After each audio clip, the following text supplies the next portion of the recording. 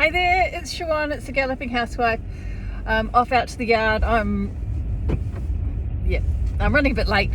Well, just running later than I thought I would be. Another one of those days, but that's okay. Really looking forward to getting out the yard and making the most of it, because although the weather is grey and a bit damp,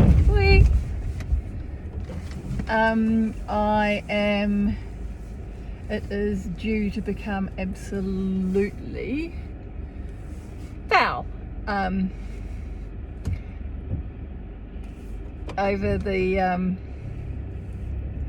it's due to become absolutely ridiculous foul over the weekend. We have got another named storm coming in, which is all very exciting. Storm Mistral this time, so let's see what they bring.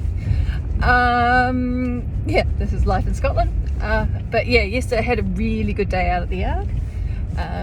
Rode them both, and Mitch was back to like foot perfect. Well, yeah.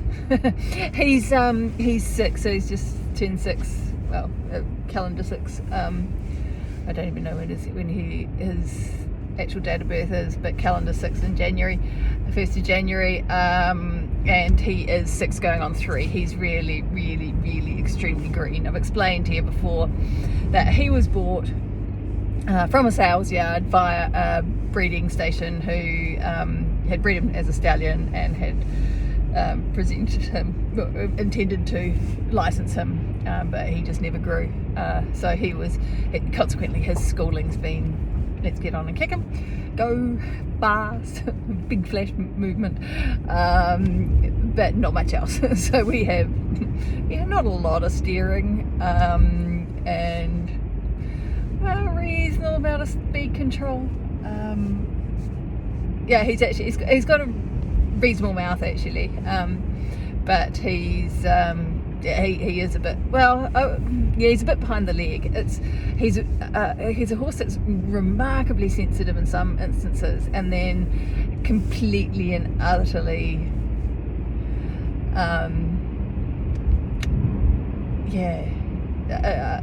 he's quite dead in other senses, like dope on a rope. He gets stressed and he shows what is known as conflict behaviour. So anyone who's done any sort of work with the ABC or it's Menu and Andrew McLean, or has done any work with the EIS, the equitation science side of things, we'll know that conflict behaviour is the stuff that the horses show when they're stressed. So it's vices to a set, vices, yes, rearing, bucking, bolting, that sort of thing, but it's also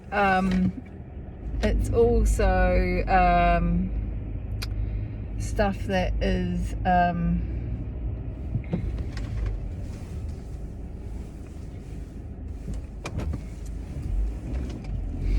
it's also stuff that is, and he's a bit mouthy. He will paw when he's stressed, and he's more likely to do that sort of stuff when he's feeling out of sorts.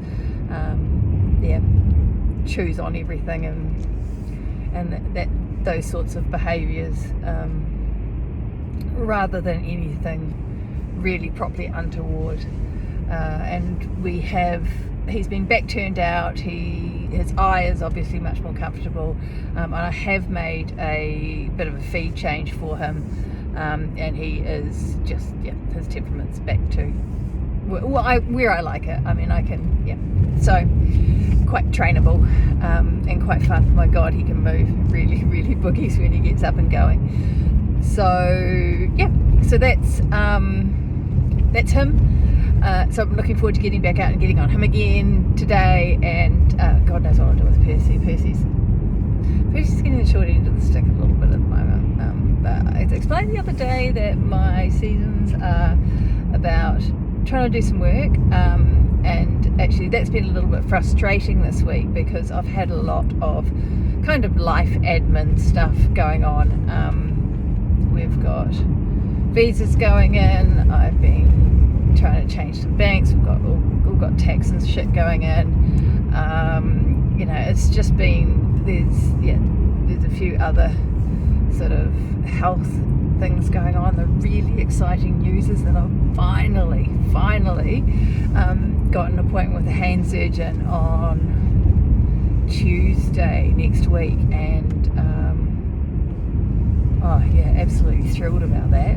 I broke at least 2 fingers. I don't know because I've only had 1 x-ray. Back in September last year, and didn't go straight to A&E, which was a mistake because I thought I'd treat them myself. Being a A&E nurse, just buddy strapped them and it didn't work. And by the time I realised that they needed some more treatment, then I was out of the system. So my accident was too long ago, so I couldn't go into the minor injuries, and I had got stuck in the GP track, and unfortunately, so it's 5 months it's taken to go through the GP system, get an X-ray, have that X-ray reported, have a post-X-ray post-reporting appointment, and then be referred, and then have this appointment made. So and it's good because I mean, like, it's mildly uncomfortable most of the time, but when I go to ride, it's still bloody sore. God, there's a lot of traffic on our road today, so this is not normally like this on the way in. So proving that I can pay attention to 2 things at once, so that's good.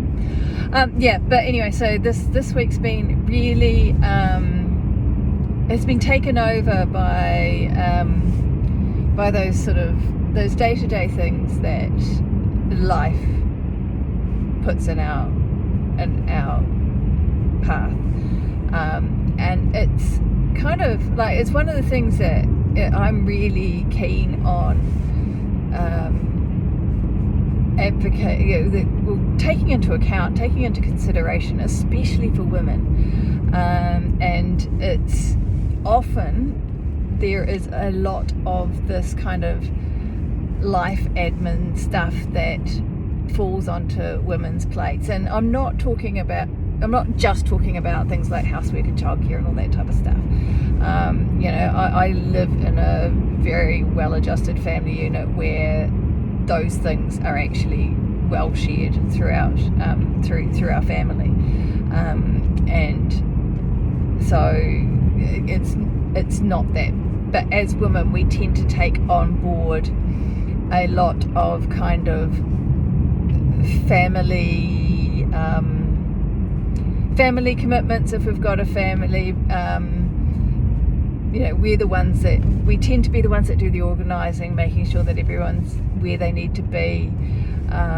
Often we're the ones doing the accounts and the books. It used to be very much that the man of the house, but I'm finding these days that so often, especially, quite often women,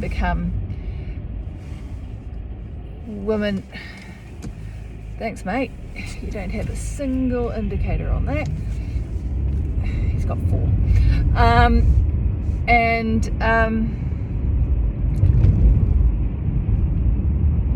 So women first started taking over the bookkeeping of the family business or whatever, but more and more often you're finding in households that women are doing that. That we are, and we're a lot more likely to be the ones that are involved in community projects. We do a reasonable amount of sort of not care stuff. I mean, like, that is really female centric, but we're the ones that sort of like volunteer for the school, for the club, for that sort of stuff. We do extra stuff we do, you know, whether it be scorekeeping or umpiring or transport or that kind of stuff. So, you know, we tend to take a lot on our plates. I mean, whether or not it's given to us or whether or not it's something that we go out and get, we have so much going on in our lives, and it's really important to recognize that, and it's really, really important that we also recognize how important that is to us or to the organizations that are in. And no matter what, if you've got something coming up in front of you, if you've got a challenge, or if you have got an ambition that you want to be looking at, you know, you need to take care of this other stuff as well. And in a lot of instances, you need to take care of this other stuff first. And I've talked a bit before in one of these about, you know, having your brain, about emptying your brain and having that sort of stuff done, or, you know, out of your mind, so that you can focus on the things that you need to focus on. But it's a little bit more than that these sorts of commitments, you know, whether they be official or otherwise, then you know, these commitments need to be taken care of and need to be, you know, they are the hard boundaries of our lives before we get to do other stuff. And I often talk about the fact that, you know, we need to have a life that we have the space in it to be able to focus, to be able to apply ourselves to those things. But also we need to be designing our lives, and we need to be, you know, making our existence so that we have the space and the resources to actually do the extra bits, so that when the fun things come up, when the opportunities come up, that we have enough leeway built into our existence to be able to, you know, be able to do those as well, to be able to, you know, take advantage of everything that is provided for us. And I think that is probably, for me,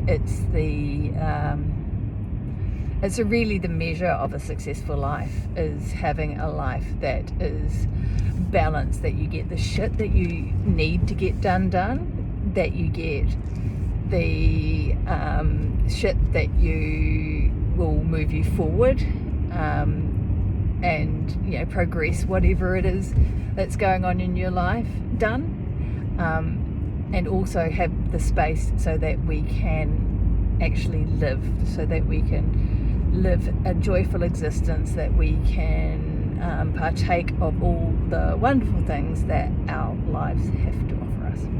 Right, that's me for today.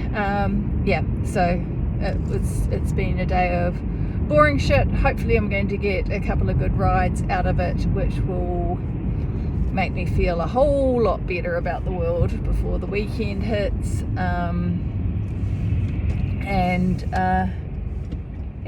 Quiet weekend for me. I won't be going out to the horses tomorrow, but I possibly will be recording another one of these, because I haven't gone for my sort of walk run thing today, and so, or yesterday I just did a little bit of weight training at home, so I will be looking to at least do that tomorrow. So yeah, I might do it from home actually though, so maybe I won't be here. You'll find out. You don't care. I'm either here or I'm not. Righto, have a good one wherever you are. Stay safe, and I will see you the next time I am behind the wheel on my own. Bye.